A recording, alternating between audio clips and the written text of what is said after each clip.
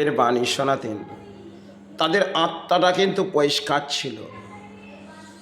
কারণ সময় অঙ্কে আজকে যেটা দেখছি, একটা সময় যারা ধর্মের বাণীগুলো আবড়ে ছিল, সেগুলো যে মনের মাঝে অন্তরে লাগত, সেই বাণীগুলো থেকে হয়তো আবড়ে কিছু ব্যাখ্যা করত, আর সেই ব্যাখ্যা হয়তো জীবনে তারা মনুষ্য জন্মে আমাদের কিছু বুঝিয়ে দিত। তাই আজ যে সময় হয়তো কিছু আমরা ধর্মের বাণীগুলো নিয়ে আবড়ে যাই, কারণ আমাদের প্রয়োজন যখন পড়ে ধর্মের বাণী নিয়ে, সেখানে কিছু সময় হয়তো অধর্মের বাণীগুলো আবড়ে নিলাম, আর প্রয়োজন পড়লো তো ধর্মের বাণী আবড়ে নিলাম। এই সময়ের অঙ্কে এগুলো একটা খেলা চলছে। কারণ এগুলো নিয়ে আমরা একটা লজিক ফুটিয়ে ফেলেছি। সবাই দেখবেন আজকে যেখানেই যাবেন, এক একটি জায়গার মাঝে এক একটা আবির্ভাব করে দিয়েছে। কেন? যেগুলো বাণী ছিল সেগুলো তো অপবিত্রর মাঝে চলে এসেছে। এই বাংলায় দেখবেন যারা সময় ক্ষেত্রে সাধনা করেছে, তারা জীবন সাধনার মাঝ দিয়ে কেটে গেছে, আর তারা সাধনা করে আমাদের কিছু বুঝিয়ে দিয়ে গেলেন। আর বহু সৎ ব্যক্তি ছিলেন, তারা হয়তো সাধনা করেনি, তারা একটি ধর্মের বই কখনো মনে হতো পড়তেন, আর পড়ে কিছু শিক্ষা আমাদের দিতেন বটে।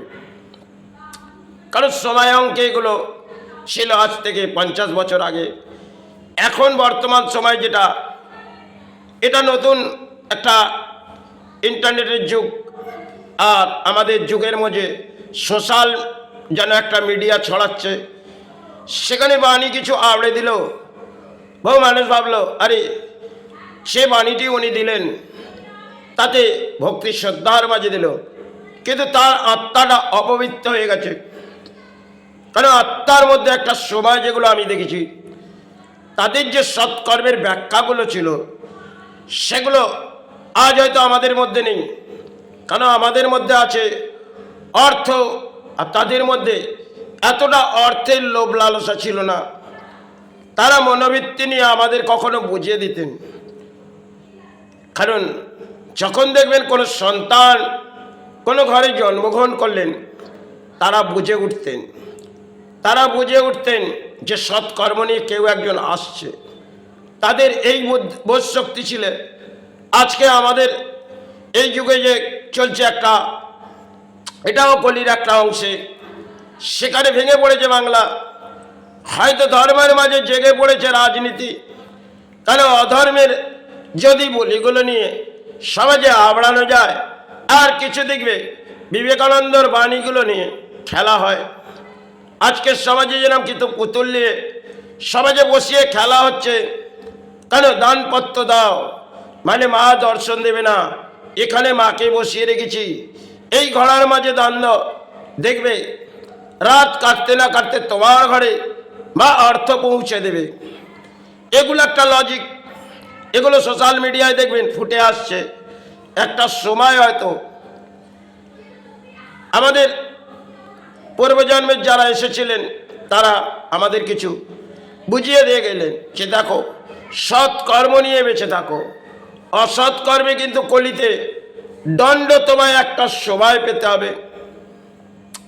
আর এই কলিযুগে দেখবেন অসৎ কর্মের ভরা ডুবে, সতের কিছুই পাবেন না। কারণ সতের মাঝে যখন ছেয়ে দেখবেন, সবই যেন অসতে 6 লাখ। আর একটা সময় যে সাদা বস্ত্র পরে সেজে বেড়াতো, আজকে দেখবেন সেই সাদা বস্ত্রগুলো এই নেতারা আবির্ভাব করে যাচ্ছে, আর ফুটিয়ে তুলছে হয়তো রাজনীতির ময়দান।